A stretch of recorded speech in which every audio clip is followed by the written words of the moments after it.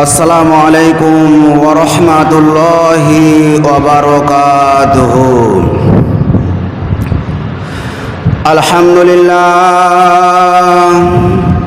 আলহামদুলিল্লাহ নাহমাদুহু ওয়া নাস্তাঈনুহু ওয়া নাস্তাগফিরুহু ওয়া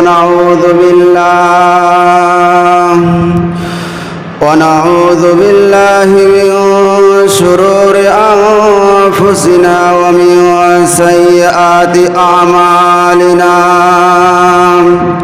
من يهده الله فلا مضل له ومن يضلله فلا هادي له. ونشهد أن لا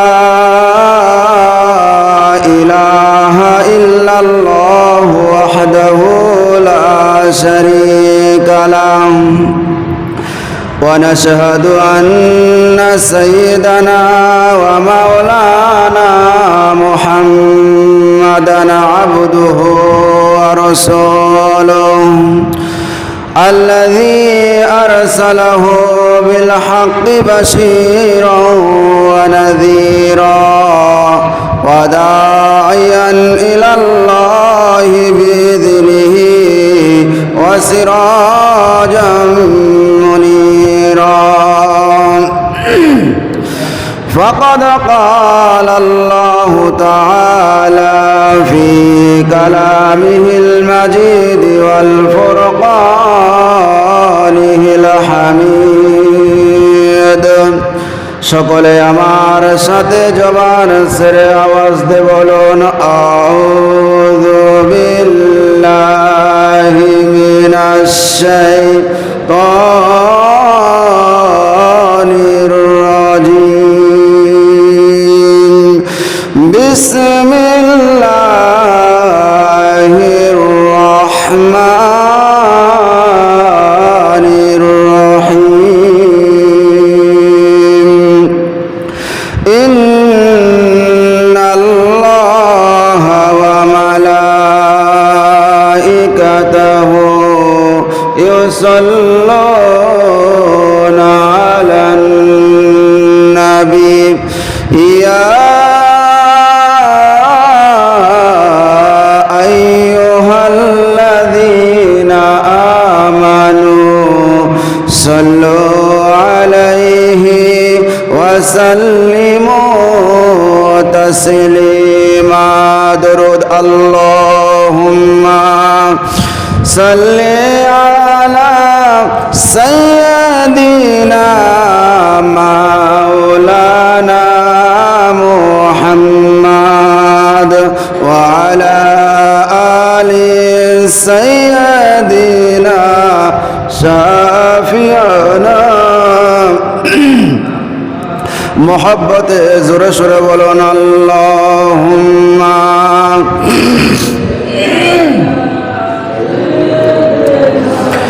মাওলানা মুহাম্মদ ওয়া আলা আলি সাইয়্যিদিনা শাফিয়ান.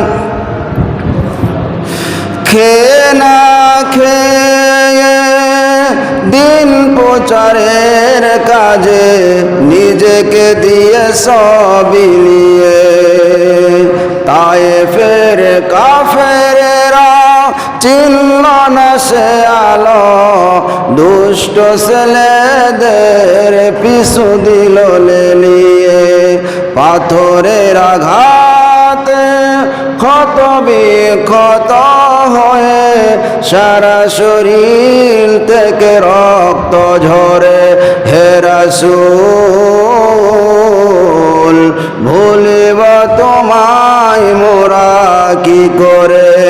আল্লাহুম্মা সাল্লি আলা মাওলানা মুহাম্মদ ওয়া আলা আলি সাইয়্যিদিনা শাফিয়ানা. আলহামদুলিল্লাহ, সর্বাগ্যে সর্বপ্রথম সেই মহান আল্লাহ পাকের দরবারে লাখো কোটি শুকরিয়া জ্ঞাপন করে নেই যে মহান রব্বুল আলামিন আমাদেরকে ভালোবেসে পছন্দ করে দুনিয়ার মধ্যে সর্বশ্রেষ্ঠ উৎকৃষ্ট উত্তম স্থানে আল্লাহর ঘর মসজিদের মধ্যে এসে বসে কোরআন এবং হাদিস থেকে কিছু কথা বলা এবং শোনার তৌফিক দান করলেন। সেই মাবুদের দরবারে একবার কালিমাতুশ শুকরিয়া আদায় করি, সকলে জবান ছেড়ে পড়ে নেই আলহামদুলিল্লাহ।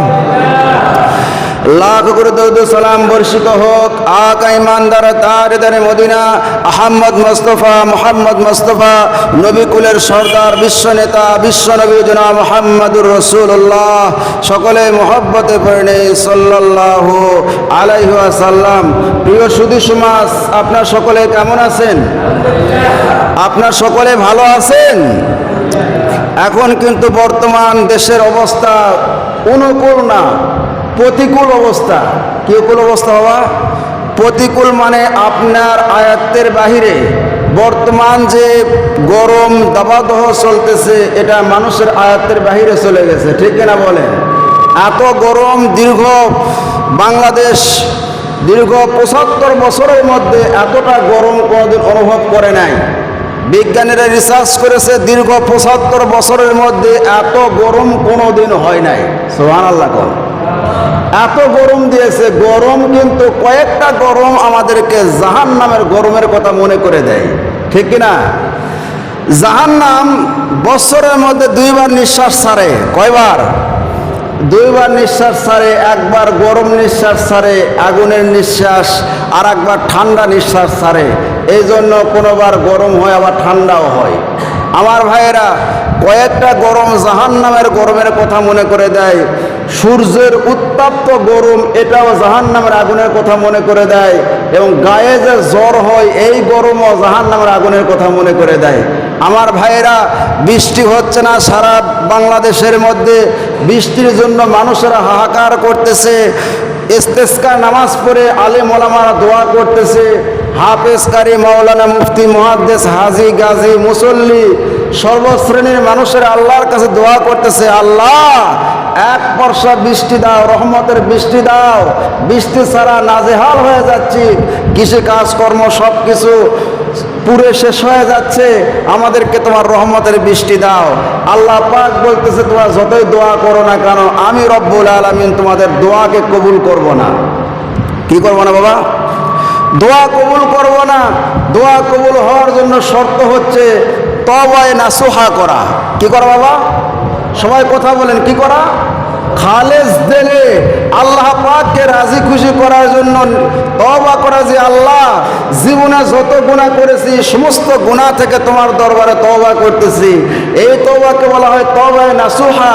তওবায়ে নাসুহা করার পরে আল্লাহ পাকের কাছে যেই দোয়া করা হবে সেই দোয়া আল্লাহ রাব্বুল আলামিন কবুল করবেন। বলুন না সুবহানাল্লাহ। আমার ভাইরা, আপনি অপরাধ করেছেন, দোয়া করতেছি আমি, আল্লাহ কেমনে কবুল করবে? গ্রামের মেম্বার করছে অপরাধ, দোয়া করতেছেন আপনি। গ্রামের চেয়ারম্যান করছে অপরাধ, দোয়া করতেছেন আপনি। এমপি করছে অপরাধ, দোয়া করতেছেন আপনি। ওসি করছে অপরাধ, দোয়া করতেছেন আপনি। ডিসি করছে অপরাধ, দোয়া করতেছেন আপনি। সরকার করছে অপরাধ, দোয়া করতেছেন আপনি। আল্লাহ বলে 100% এই দোয়া কবুল হবে না। জোরে বলেন ঠিক কিনা? আগে উপর মহল থেকে নিচ মহল পর্যন্ত তওবায়ে নাসুহা করতে হবে। আল্লাহ পাক বলেন তারপরে আমি রহমতের বৃষ্টি নাজিল করব। সুবহানাল্লাহ। কোন আমার ভাইয়েরা, বাংলাদেশের মধ্যে রহমতের বৃষ্টি আসতেছে না। ইস্তেসকা নামাজ পড়ে আল্লাহ পাকের কাছে দোয়া করা হইতেছে, তারপরে দোয়া কবুল হইতেছে না। গ্রামের এমপি মন্ত্রী ওসি ডিসি এসপি উকিল হাকিম জাজ ব্যারিস্টার এমনকি মেম্বার চেয়ারম্যান পর্যন্ত অপরাধ করতেছে। 6 বছরের সন্তানকে ধর্ষণ করা হচ্ছে, 9 বছরের সন্তানকে ধর্ষণ করে গুম করা হচ্ছে, হত্যা করা হচ্ছে। আল্লাহ পাক বলে যারা এই অপরাধগুলো করতেছে এই অপরাধের কারণে আমি আল্লাহ পাক গজব দেই। গজব আমি আল্লাহ ইচ্ছাকৃতভাবে দেই না। জলে স্থলে যত গজব আসে সব কিছু বান্দারে তোমার নিজের হাতের কামাই। কার হাতের কামাই? আল্লাহ রাব্বুল আলামিন বলেন, যাহারাল ফাসাদু ফিল বাহরি ওয়াল বাহর, যাহারাল ফাসাদু ফিল বাররি ওয়াল বাহরি বিমা কাসাবাত আইদিন নাস। জলে স্থলে যত বিপর্যয় হয় সব কিছু বান্দারে তোমার নিজের হাতের কামাই, আমি আপনি নিজে হাতে কামাই করেছি। আমরা নিজেরা অপরাধ করেছি, গুনাহ করেছি, এই কারণে পশু পক্ষী জীব জানোয়ার হাইওয়ান কীট পতঙ্গ সবাই কষ্ট পাইতেছে। জোরে বলুন ঠিক কিনা? ছোট্ট একটি ঘটনা বললে আপনাদের বুঝে আসবে। আল্লাহর নবী হযরতে মূসা পয়গম্বর, কি নবী বাবা? মূসা পয়গম্বর, কালিমুল্লাহ বলা হয়, মূসা কালিমুল্লাহ, অর্থাৎ আল্লাহ পাকের সাথে তুর পাহাড়ে গিয়ে কথা বলেছেন। সুবহানাল্লাহ কোন। মূসা আলাইহিস সালাতু ওয়াস সালামের যুগে এরকম বৃষ্টি হচ্ছিল না, গাছপালা তরুলতা বৃক্ষলতা সব কিছু পুড়ে ছারখার হয়ে যাইতেছিল। সেই যুগের মানুষেরা মূসা আলাইহিস সালাতু ওয়াস সালামের কাছে চলে আসলেন আর বললেন যে আল্লাহর নবী মূসা, আপনি আল্লাহর কাছে দোয়া করেন, আপনি একজন পয়গম্বর থাকতে আমরা কেন কষ্ট করব? আল্লাহ পাকের কাছে দোয়া করেন, আমাদের এইরকম কৃষি কাজগুলো করতে পারতেছি না, কৃষি কাজ ক্ষেত খামারে সব কিছু পুড়ে ছারখার হয়ে যাইতেছে, গাছপালা তরুলতা বৃক্ষলতা জীব জানোয়ার হাইওয়ান সব কিছু কষ্ট পাইতেছে, আমরা মানুষেরাও কষ্ট পাইতেছি, আপনি একটু আল্লাহ পাকের কাছে দোয়া করেন যাতে করে বৃষ্টি হয়। আল্লাহ নবী মূসা আলাইহিস সালাতু ওয়াস সালাম বলেন ঠিক আছে, আগামীকাল ওই ময়দানের মধ্যে আপনারা আসবেন, সকলকে নিয়ে আল্লাহর কাছে দোয়া করব আমার রব্বুল আলামিন যাতে রহমতের বৃষ্টি নাজিল করে দেন। মূসা আলাইহিস সালাতু ওয়াস সালামের কথা অনুযায়ী সেই যুগের সব মানুষেরা তার উম্মতরা হাজির হয়ে গেল খোলা ময়দানে। আল্লাহর নবী মূসা আলাইহিস সালাতু ওয়াস সালাম সকলকে নিয়ে দোয়া করতেছেন, আল্লাহ তুমি তো রহমান, তুমি রহিম, তোমার কি দয়া হয় না, তোমার কি মায়া হয় না রে আল্লাহ? আয় আল্লাহ তাআলা দয়া করো, মায়া করো, রহমত করো, বৃষ্টি নাজিল করে দাও। বৃষ্টির কারো বৃষ্টি হচ্ছে না জন্যে গাছপালা তরুলতা বৃক্ষলতা কীট পতঙ্গ জীব জানোয়ার হাইওয়ান মানুষ সকলেই কষ্ট পাইতেছে রে আল্লাহ, বৃষ্টি দাও। দোয়া করে কে? আল্লাহ নবী মূসা আলাইহিস সালাতু ওয়াস সালাম। আর আমিন আমিন বলতেছে কারা? তার উম্মতেরা। সুবহানাল্লাহ কোন। কথা বুঝতে হবে, এদিকে খেয়াল করেন। মূসা নবী আল্লাহর নবী দোয়া করতেছেন আর সমস্ত মানুষেরা আমিন আমিন বলতেছে। দীর্ঘক্ষণ পর্যন্ত দোয়া করা হলো, দোয়া কবুল হয় না। আল্লাহ নবী মূসা আলাইহিস সালাতু ওয়াস সালাম আল্লাহকে ডাক মারলেন, রব্বুল আলামিন এতক্ষণ পর্যন্ত দোয়া করি, বৃষ্টির জন্য দোয়া করি, আল্লাহ তুমি কেন বৃষ্টি দাও না? আমরা শুনেছি আগের যুগের মানুষেরা ইস্তিসকার নামাজ পড়ে আল্লাহর কাছে দোয়া করতে দেরি হয়েছে, দোয়া করা শেষ হয় নাই তার আগেই মুষলধারে বৃষ্টি শুরু হয়েছে। জোরে বলুন ঠিক কিনা? যারা মুরব্বী আছেন তারা জানেন, খলিশ্বরের সিদ্দিক হাজির বাবা ছিল একজন পীর সাহেব মানুষ।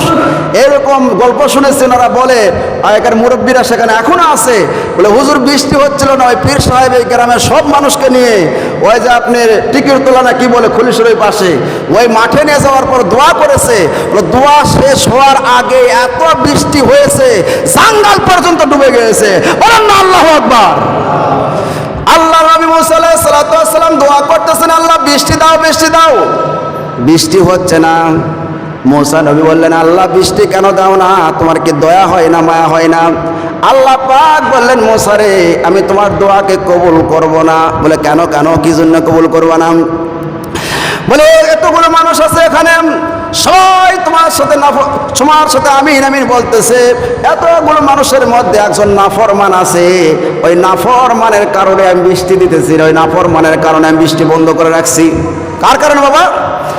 একজন নাফরমানের কারণে পুরা দেশের মানুষেরা কষ্ট পাইতেছে। কয়জনের কারণে? একজন নাফরমানের কারণে, আল্লাহদ্রোহী হওয়ার কারণে একজন মেম্বার, একজন চেয়ারম্যান, একজন ওসি, একজন ডিসি, একজন এসপি, একজন সুদখোর, একজন ঘুষখোর, একজন সরকার প্রধান অন্যায় করার কারণে দেশের জনগণ সকলে কষ্ট পায়। জোরে বলুন ঠিক কিনা? আমার ভাইয়েরা, এবার মুসা আলাইহিস সালাতু ওয়াস সালাম বললেন, আল্লাহ কি হয়েছে বলো। আল্লাহ রাব্বুল আলামিন বললেন, এতগুলো মানুষের মধ্যে একজন নাফরমান আছে, সেই নাফরমান আমারে স্বীকার করে ঠিকই কিন্তু আমার হুকুম মানে না, এই জন্য আমি রব্বুল আলামিন বৃষ্টি দিব না রে মুসা, যতই দোয়া করো না কেন। মুসা আলাইহিস সালাতু ওয়াস সালামের রাগ বেশি। মুসা পয়গম্বর বললেন, আল্লাহ সেই নাফরমানের নাম খালি বলো, তার জুতা পিটা করব। কি করবো বাবা? আপনি যদি জানেন যে অমুক এমপির কারণে বৃষ্টি হচ্ছে না, অমুক সুদখোরের কারণে বৃষ্টি হচ্ছে না, অমুক ঘুষখোরের কারণে বৃষ্টি হচ্ছে না, অমুক সুগলখোরের কারণে বৃষ্টি হচ্ছে না, অমুক কি আপনার খারাপ মানুষের কারণে, জিনাখোরের কারণে বৃষ্টি হচ্ছে না, অমুক মদারুর কারণে বৃষ্টি হচ্ছে না, অমুক কি গাজারুর কারণে বৃষ্টি হচ্ছে না, আপনি কি করবেন? বেটা তোর কারণে আমরা সকলে কষ্ট করব নাকি? তোর আগে সাইজ করি, যেরকম ঠিক কিনা? আল্লাহর নবী মুসা আলাইহিস সালাতু ওয়াস সালাম বলেন, আল্লাহ সেই নাফরমানের নামটা বলে দাও। আল্লাহ রাব্বুল আলামিন বললেন, মুসা রে নাম বললে তো আমি আগেই বলতে পারতাম, আমি নাম বলবো না। এই মুসা আলাইহিস সালাতু ওয়াস সালামের এই কথাগুলো ওই মানুষটা শুনতে পেয়েছে। মুসা পয়গম্বর বললেন, আপনাদের মধ্যে একজন নাফরমান আছে, তার কারণে বৃষ্টি হবে না। ওই নাফরমান মানুষটা এবার চোখের পরিসরে আল্লাহর সাথে কালেকশন শুরু করে দিয়েছে। সুবহানাল্লাহ কোন? চোখের পরিসরে কাঁদতেছে আর বলতেছে, রব্বুল আলামিন দীর্ঘদিন পর্যন্ত, দীর্ঘ 40 বছর পর্যন্ত তোমার নাফরমানি করেছে, তোমার হুকুম মানে নাই রে আল্লাহ। এত বড় নাফরমান হওয়ার পরেও আমার নাম তুমি সকলের মাঝে প্রকাশ করো নাই রে আল্লাহ। আমার কারণে বৃষ্টি তুমি দিতেছো না। দুনিয়ার সমস্ত জীব জানোয়ার, হায়াওয়ান, কীট পতঙ্গ, গাছপালা, তরুলতা, বৃক্ষলতা সকলেই কষ্ট পায়। রব্বুল আলামিন তোমার দরবারে খালেস দিলে তওবায়ে নাসুহা করলাম, আর জিন্দেগিতে গুনাহ করব না, আমার তুমি মাফ করে দাও, রহমতের বৃষ্টি নাজিল করে দাও। কথা হচ্ছে কার সাথে? আমার ভাইয়েরা, মুসা পয়গম্বর কিন্তু বলেছেন আল্লাহ বৃষ্টি দিবে না, নাফরমান আছে একজন। এইদিকে নাফরমান দোয়া করতেছে আল্লাহর কাছে, আল্লাহ আমি তওবা করলাম। সঙ্গে সঙ্গে মুষলধারে বৃষ্টি হওয়া শুরু হয়েছে। সব জনগণ করছে, মুসা নবী আপনি মিথ্যা কথা কন নাকি? কয় না, আমি তো মিথ্যা কথা বলি না, পয়গম্বর মানুষ, আমরা মিথ্যা কথা বলতে পারি না। বলে আপনি না বললেন বৃষ্টি হবে না, আর বৃষ্টি কেমনে হলো? মুসা আলাইহিস সালাতু ওয়াস সালাম তুর পাহাড়ে গিয়ে আল্লাহ রাব্বুল আলামিনকে বললেন, রব্বুল আলামিন তুমি বললে বৃষ্টি দিবে না, তারপরে কেমনে বৃষ্টি হলো? আল্লাহ পাক বলে, আমার বান্দা আমার কাছে বড় মাহবুব বান্দারে, আমার বান্দাকে আমি বানাইছি, নিজে হাতে আমার বান্দাকে আমি তৈরি করেছি। আমার বান্দা তামাম জীবনে গুনাহ করেছে, কিন্তু একবার খালি খালেস দিলে তওবা করলে আমি আল্লাহ তামাম জিন্দেগির গুনাহ খাতা মাফ করে দেই।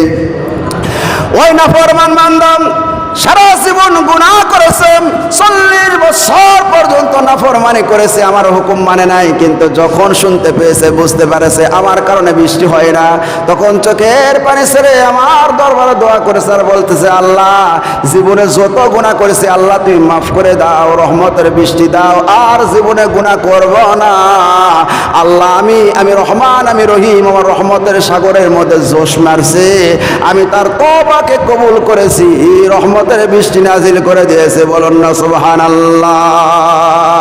আমার ভাইয়েরা, এই জন্য আসেন আল্লাহর কাছে দোয়া করতে হবে, আল্লাহর কাছে তওবায়ে নাসুহা করতে হবে, সকলকে তওবা করতে হবে। আল্লাহ পাক বলেন, যহরাল ফাসাদু ফিল বাররি ওয়াল বাহরি বিমা কাসাবাত আইদিন নাস, জলে স্থলে যত বিপর্যয় হয় সব কিছু মানুষের হাতের কামাই। কার হাতের কামাই? হুজুর দোয়া করেন, হুজুর দোয়া করেন যাতে করে বৃষ্টি হয়। হুজুর ওই রোদের মধ্যে যায় এরকম দোয়া উল্টা কান্দে কুন্দে শেষ করে দিচ্ছে, তারপর বৃষ্টি হচ্ছে না। এইদিকে ওসি খাচ্ছে ঘুষ, ডিসি খাচ্ছে ঘুষ, এমপি খাচ্ছে ঘুষ, মেম্বার চেয়ারম্যান থেকে শুরু করে সকলে ঘুষ খাচ্ছে। সুদের সয়লাভ হয়ে গেছে, মানুষের রক্ত শুষে শুষে খাইতেছে। জিনার সয়লাভ হয়ে গেছে, মদ খাচ্ছে, জিনা করতেছে, আল্লাহ পাকের নাফরমানি করতেছে। আল্লাহ পাক বলে যে ওই নাফরমান বান্দারা আমার কাছে মাপ না চাইলে আমি বৃষ্টি দেব না। সুবহানাল্লাহ কোন? এই জন্য ভাইরা আমার, আল্লাহ রাব্বুল আলামিন এই দুনিয়া সৃষ্টি করার পরে এই দুনিয়া আসমান জমিন চন্দ্র সূর্য গাছপালা সব কিছু সৃষ্টি করার পরে সর্বপ্রথম আল্লাহ রাব্বুল আলামিন একটি ঘর নির্মাণ করেছেন। সেই ঘরটির নাম কি বলতে পারবেন? সর্বপ্রথম দুনিয়ার কোন ঘর হয়েছে? আর জোরে বলেন। অনেকে বলতে চাচ্ছে যদি আবার মানে যে উত্তর সঠিক না হয়, কাবা শরীফ। কি শরীফ? আল্লাহ রাব্বুল আলামিন কোরআনে কারীমের মধ্যে বলেছেন, ইন্না আউওয়ালা বাইতিন উদিআ লিন-নাসি লাল্লাযী বিবাক্কাতা মুবারাকান ওয়া হুদাল লিল-আলামিন। আল্লাহু আকবার। ইন্না আউওয়ালা বাইতিন উদিআ লিন-নাস, মানুষের জন্য সর্বপ্রথম ঘর কাবা শরীফ, যেটা মক্কা অবস্থিত। সুবহানাল্লাহ। বিবাক্কাতা মুবারাকা, এই ঘরের মধ্যে আমি রব্বুল আলামিন বরকত রেখেছি। ওহুদাল লিল আলামিন, তামাম জগতের সমস্ত মানুষের জন্য আমি আল্লাহ রাব্বুল আলামিন এই ঘরকে হেদায়েত রেখেছি। বলুন না সুবহানাল্লাহ। আল্লাহর নবী হযরত মুসা, আল্লাহর নবী হযরত ইব্রাহিম খলিলুল্লাহকে আল্লাহ রাব্বুল আলামিন বললেন, ইব্রাহিম রে, আমার ঘরকে পূর্ণ নির্মাণ করো, আমার ঘরকে সুন্দর করে বানাও। আমার ভাইরা তিনজন মানুষ ছিলেন, যেখানে হাত দিয়েছে, যেখানে পা দিয়েছে, আমার আল্লাহ রাব্বুল আলামিন সেখানে রহমত আর বরকত নাজিল করে দিয়েছে। ইব্রাহিম খলিলুল্লাহ, আল্লাহর নবী ইব্রাহিম খলিলুল্লাহ আল্লাহর ঘর কাবা শরীফের মধ্যে হাত দিয়েছে। তামাম জগতের সমস্ত মানুষের জন্য সেখানে যাদের উপর হজ ফরজ হয়েছে সেই জায়গায় হজ করা ফরজ করে দিয়েছে। ইসমাইল আলাইহিস সালাতু ওয়াস সালামের পা সেই জায়গায় লেগেছে, আল্লাহ পাক সেই জায়গায় থেকে জুমজুম কুয়া দান করেছেন। বিবি হাজরা সেই জায়গায় পা দিয়ে দৌড়াদৌড়ি করেছেন। তামাম জগতের সমস্ত মানুষের জন্য সাফা মারওয়া দৌড়াদৌড়ি করা আমার আল্লাহ ওয়াজিব করে দিয়েছেন। সুবহানাল্লাহ। ইসমাইল জোগারি, ইব্রাহিম আল রাজমিস্ত্রি, বাপ ছেলে দুইজন মিলে আল্লাহর ঘর কাবা শরীফ নির্মাণ করতেছে। এরকম ইটা দিতেছে আর পাথর দিতেছে। আস্তে আস্তে যখন ঘরটা উঁচু হয়ে গেছে আর হাতা পায় না, ঠাও পায় না, আল্লাহ পাককে বলে, আল্লাহ আমি এখন কি করব? আল্লাহ পাক বলেন, আমি জান্নাত থেকে একটা পাথর পাঠায় দিচ্ছি, ওই পাথরের উপরে দাঁড়ায় যাও, ওই পাথরটা লিফটের মতো কাজ করবে।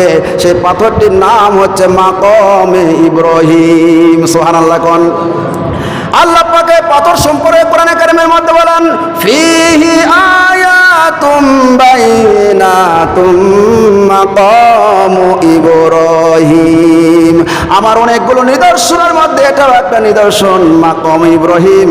যারা হজ করতে গিয়েছেন, কাবা শরীফের সাইডে সুন্দর সুন্দর একটি সোনালী রঙের গম্বুজের মধ্যে ছোট্ট একটি পাথর আছে, পাথরের মধ্যে একটা পায়ের ছাপ আছে, সেটাই হচ্ছে মাকাম ইব্রাহিম। আল্লাহ নবী হজ যখন করেছেন, তওয়াফ করার সময় মাকাম ইব্রাহিমের কাছে এসে 2 রাকাত নামাজ পড়েছেন। সুবহানাল্লাহ। কোন হজ করতে গেলে সেই জায়গায় নামাজ পড়বেন। সে মাকাম ইব্রাহিমকে আল্লাহ পাক লিফটের মতো বানায় দিলেন।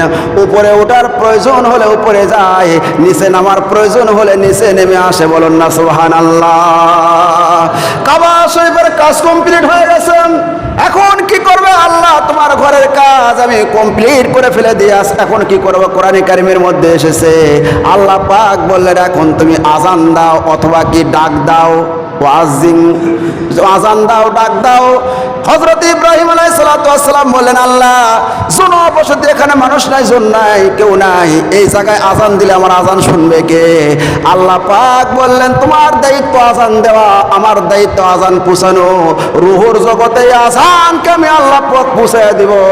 যার কানের মধ্যে কলিজার মধ্যে আজান লাগবে, সেই মানুষ জীবনের মধ্যে একবার হলেও আমার ঘরকে তওয়াফ করতে আসবে। জোরে জোরে কন্যা সুবহানাল্লাহ। আরো জোরে বলেন সুবহানাল্লাহ। আমার ভাইয়েরাম, আল্লাহ রাব্বুল আলামিন বলেন, এ ইব্রাহিম, তুমি যে ঘরকে নির্মাণ করলে, এই ঘর সম্পর্কে আমি একটা গ্যারান্টি তোমার কাছে দিতে চাই। সেটা হচ্ছে ওমান দাখালাহু কানা আমিনা। এই ঘরের মধ্যে যারা প্রবেশ করবে, আমি আল্লাহ রাব্বুল আলামিন তাদেরকে নিরাপত্তা দান করে দিব। সুবহানাল্লাহ। হজ করতে হবে কাদেরকে? কোন ব্যক্তি হজ করবে? আল্লাহ রাব্বুল আলামিন তার সংজ্ঞাও কোরআনে কারীমের মধ্যে দিয়েছেন, ওয়ালিল্লাহি আলান নাসি হিজ্জুল বাইতি মান ইসতাতা ইলাইহি সাবিলা। যাকে আল্লাহ তাআলা সমর্থন দিয়েছেন, কাবা শরীফ পর্যন্ত পৌঁছার মতো সমর্থন দিয়েছে, টাকা পয়সা দিয়েছে এবং পরিবার চলার মতো তাকে সমর্থন দিয়েছে, পরিবারে ভরণ পোষণের সব কিছু দিয়েছে, কাবা শরীফে যাওয়া আসার খরচ তার থেকে যায়, এরকম অর্থ সম্পদ যার থাকবে তার উপরে হজ করা আমার আল্লাহ ফরজ করে দিয়েছেন। বলুন না সুবহানাল্লাহ। হজ কয়বার করবেন? কয়বার হজ করা ফরজ? একজন সাহাবী বললেন, ইয়া রাসূলুল্লাহ, ইয়া হাবিবাল্লাহ, আপনি বললেন হজকে আল্লাহ রাব্বুল আলামিন ফরজ করে দিয়েছেন, ইসলামের 5টি স্তম্ভের মধ্যে একটি হলো হজ করা। সুবহানাল্লাহ কোন। তাহলে কয়বার হজ করতে হবে? প্রতি বছর হজ করতে হবে নাকি? আল্লাহ নবী কোনো কথা বলেন নাই। আবার জিজ্ঞাসা করছেন, ইবনে মাজাহ শরীফের মধ্যে এসেছে আল্লাহ নবী কথা বলেন নাই। তৃতীয়বার আবার জিজ্ঞাসা করছে, আল্লাহ নবী কথা বলেন নাই। চতুর্থবার আল্লাহ নবী বলতেছেন, ও সাহাবী, আমি যেহেতু চুপ আছি, উত্তর দিচ্ছি না, এত প্রশ্ন কেন করো? আমি যদি নাম বলতাম, হা বলতাম, তাহলে আমার উম্মতের জন্য প্রত্যেক বছর হজ করা ওয়াজিব হয়ে যাইত। আমি না বলতে পারি না, আর উম্মতের কষ্ট হবে। জীবনে একবার হজ করা ফরজ। সুবহানাল্লাহ কোন। তারপরে যত হজ করবে সব হবে কি? নফল। কি হবে বাবা? নফল হয়ে যাবে। এই জন্য হজ করতে হবে। আল্লাহ নবী বলেছেন, যার উপরে হজ ফরজ হয়ে গেল সে ব্যক্তি, সেই ধনী মানুষ যেন তাড়াতাড়ি করে হজ করে করে কোন সুবহানাল্লাহ। তাড়াতাড়ি করে কি করতে হবে? হজ করতে হবে। 883 নম্বর হাদিস ইবনে মাজাহ শরীফের মধ্যে এসেছে, আব্দুল্লাহ ইবনে আব্বাস রাদিয়াল্লাহু তাআলা আনহু বলেছেন, যখন তোমার উপর হজ ফরজ হলো, তোমার অর্থ সম্পদ হয়ে গেছে হজ করার মতো, সেই সময় তুমি তাড়াতাড়ি করে হজ করো, কারণ তুমি অসুস্থ হয়ে যাইতে পারো, তোমার প্রয়োজনীয় জিনিস হারায় যাইতে পারে। তোমার যে উট আছে, আগের জগতে উটে হজ করতো, উটের উপর চড়ে হজ করতো, বুঝলেন, হাটে হজ করতো। টাকা পয়সা তুমি যে জায়গায় রাখছো চুরি হইতে যাইতে পারে, তুমি যে ব্যাংকে টাকা রাখছো ব্যাংক উদা হয়ে যাইতে পারে, তুমি যে উটে চড়ে অথবা ঘোড়ায় চড়ে যাবে সেই ঘোড়া মারাও যাইতে পারে, অথবা তোমার বিশেষ প্রয়োজন সামনে আসতে পারে। যেরকম ঠিক কিনা? বিশেষ প্রয়োজন বোঝেন না?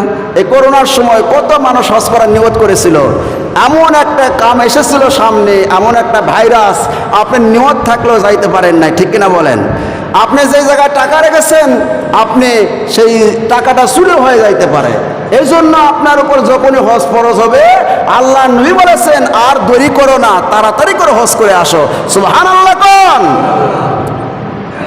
আমার ভাইয়েরাম, আপনি আজকে ধনী মানুষ আছেন, আপনি লাখপতি, ধনপতি, শিল্পপতি, কোটিপতি, আপনার টাকার কোনো হুলকুম নাই, হজ ফরজ হয়ে গেছে, কিন্তু আপনি গেলেন না। আমার আল্লাহ পারে কি পারে না? আজকে আপনি ধনী মানুষ, আগামীকাল আপনি ফকির হয়ে যাবেন। আল্লাহ পারে কি পারে না? আপনাকে এমন একটু অসুখ দিলাম, ব্রেন টিউমার দিলাম, ব্রেনের মধ্যে ভাইরাস ঢুকে দিল, রক্তের মধ্যে আপনার ভাইরাস ঢুকে দিল, ক্যান্সার ঢুকে দিল, ব্লাড ক্যান্সার হয় কি হয় না? আপনার যা জমানো অর্থ করেছিল সব শেষ হয়ে গেল, আপনি হজেও যাইতে পারলেন না, আপনি নিজেই চলতে পারেন না। আজকে আপনি সুস্থ আছেন, আগামীকাল ঘুম থেকে ওঠার সময় আপনি স্ট্রোক করে প্যারালাইসিস হয়ে আপনি বিছানায় পড়ে আছেন। এই জন্য আপনি এখন সুস্থ আছেন, সবল আছেন, অর্থ আছে, তাড়াতাড়ি করে হজ করে আসতে হবে। বলুন না সুবহানাল্লাহ। আপনার সম্পদ আজকে আছে, আপনি ধনী মানুষ, আগামীকাল আপনি ফকির হতে পারেন। নদীর কুল ভাঙে অকুল করে, এই তো নদীর খেলা। সকাল বেলার ধনীরে তুই ফকির সন্ধ্যাবেলা। ঠিক কিনা?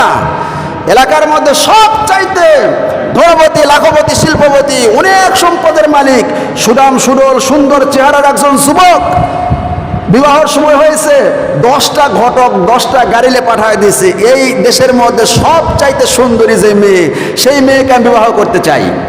ঘটকেরা খুঁজতে খুঁজতে সম্ভ্রান্ত একটা পরিবারের সুন্দরী একটা মেয়ের সাথে ওই যুবকের বিবাহ হয়ে যায়। বিবাহ হওয়ার পরে সুন্দর সুন্দর বাজার করে দুপুরের আগে নিয়ে আসছে। স্ত্রীকে বলছে, এই বাজারগুলো সুন্দর করে তুমি পাক করো, আজকে স্বামী আর স্ত্রী প্রেম সুলভ আচরণে দুইজনে এখানে খাওয়া দাওয়া করব, কেউ ডিস্টার্ব করার নাই। স্বামী আর স্ত্রী দুইজনে দুপুরবেলা লাঞ্চের সময় সেই সুন্দর মণ্ডিত খাবার নিয়ে খাবার খাইতে বসছে।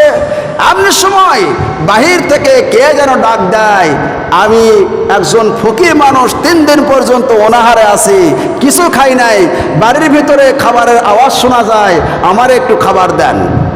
ও মুসলমান ভাইয়েরা আমার, আল্লাহ পাক আপনাকে সম্পদ দিয়েছেন, আপনাকে টাকা দিয়েছে, পয়সা দিয়েছে, সম্পদ দিয়েছে। আপনার সম্পদের মধ্যে গরিবের একটা হক আছে। ওই গরিবের হক আপনি যদি আদায় করে না দেন, কিয়ামতের দিন ওই সম্পদটা আপনার গলায় বিশাল বড় সাপ বানায় আপনাকে দংশন করবে আর বলবে, এ ধনী মানুষ, আমি তোমার টাকা, আমি তোমার পয়সা, আমি তোমার জায়গা, আমি তোমার বিল্ডিং, আমি তোমার সোনা, আমি তোমার দানা, দুনিয়ায় তোমাকে আল্লাহ পাক দান করেছিল, তুমি এই সম্পদগুলোর সঠিকভাবে ব্যবহার করো না, আল্লাহর রাস্তায় যাকাত দাও না, গরিব মিসকিনকে খাওয়াই নাই, এই কারণে আজকে তোমাকে আমি দংশন করতেই থাকবো। জোরে কর না নাউজুবিল্লাহ। ওই বড়লোক ধনী মানুষটা, ওই যুবকটা বলতেছে, দেখি তো ফকিরটা দেখে আসি কেমন সাইজের ফকির, কোটি খাইতে পারবেন। ঘর থেকে স্ত্রীকে রাখে যখন বাইরে চলে আসছে, আসার পর দেখতেছে একজন যুবক মানুষ, গায়ের মধ্যে কোনো গোস্ত নাই, খালি হাড্ডি, একবারে পেটটা পিঠের সাথে লাগে গেছে, হাড্ডি খালি দেখা যায়, চামড়া খালি দেখা যায়, একবারে শুকনা রোগা একটা যুবক দাঁড়িয়ে আছে। এবার বলতেছে, হে ফকির, আমরা কেবল একটু খাইতে বসছি, মজা করে স্বামী স্ত্রী খাবো, আর তুমি আমাদেরকে ডিস্টার্ব করলে। এই কথা বলার পরে আবার ওই ধনী মানুষটা বলতেছে, আল্লাহ তো ফকির বানাই কা, কি কয়, যেখানে যায় খালি ফকির আর ফকির, আল্লাহ তো ফকির বানায় কা, আল্লাহ ফকির কমাইতে পারে না।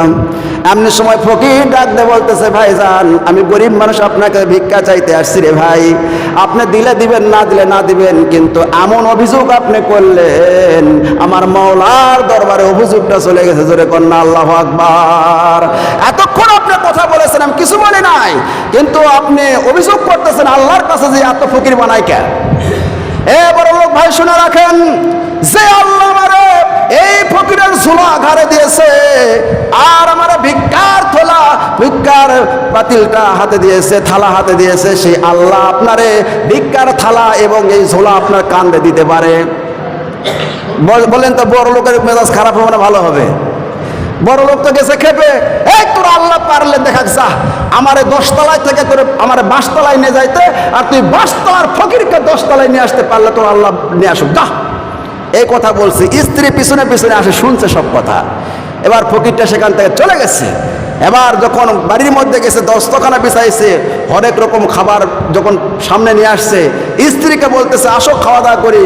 বলে, না, এই খাবার আমি খাবো না, যেই খাবারের মধ্যে আল্লাহর মেহমানের ভাগ হয় না, সেই খাবার আমি খাইতে পারি না।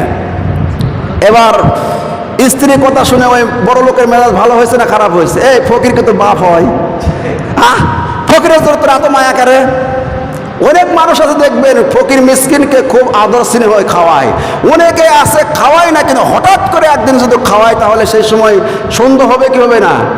ফকির কয় যে ওই সব বাড়ি ভিক্ষা করবা যান, বাড়ি বাড়ি চান না কে, হুজুর বড় লোক হলে কি হবে, আমার সাথে বড় ফকির, যেই দিন চাই সেদিন খালি কয় মাফ করো, কি করে দাও, মাফ করে দেয়। মাফ করতে করতে আর আমি যাই নাই বাড়িতে।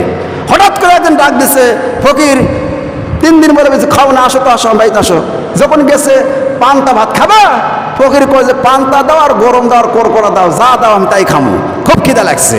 যখন পান্তা দিছে, ফকির একেবারে মানে পান্তা মাখায়া কাঁচা মরিচ দিয়ে খাওয়া শুরু করছে। খাওয়ার পর ফকির বলতেছে, পান্তাটা খুব স্বাদ বাড়ে, আউশ ধানের পান্তা তো, বলে আরো খাবে নাকি? আরো আছে, তাও তাও লিয়ে আসো। আবার লিয়ে আসে 1 ডিশ, ওটাও ফকির মারা দিছে, রুচি ভালো তো। তারপরে বলতে, আসলে পান্তাটা খুব ভালো। বলে আরো খাবে নাকি? বলে, তো আপনাকে বলতে এত পান্তা? বলে, গতকাল রাত্রে কুত্তা মুখ দিছিল তো, গাড়ির সোলপোলাটা কেউ খায় নাই, এই জন্য পানি দিতেছি। তাহলে ওই লক্ষণটা কি? হঠাৎ যদি খাওয়ায় তাহলে বুঝতে হবে কি এর মধ্যে ডাল মে কুছ কালা হয়। এবার স্ত্রী বলতেছে, প্রাণের স্বামী, যেই খাবারের মধ্যে আল্লাহর মেহমান ভাগ পায় না, সেই খাবার আমি খাইতে চাই না। স্বামী আর স্ত্রী তর্ক বিতর্ক চলতেছে, ঝগড়া হইতে হইতে এক পর্যায়ে স্ত্রীকে মার শুরু করে দিল। মারতে মারতে স্ত্রীকে ফেলাই দিয়েছে। রাগের মাথায় ওই স্বামীটা বলল, 1 তালাক, 2 তালাক, 3 তালাক, যা তোরে আমি তালাক দিয়ে দিলাম।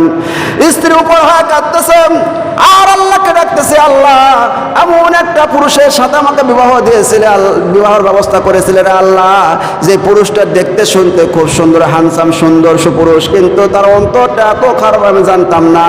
ওই সম্ভ্রান্ত পরিবারের মেয়েটাকে তার বাবার বাড়ি থেকে আসে নিয়ে চলে যায়। সংক্ষিপ্ত বলতেছে, আপনি ধনী মানুষ, আজকে কালকেই ফকির হতে পারেন, এই কথা বোঝানোর জন্য বলতেছি। ফকির মিসকিনকে তারা দিবেন না।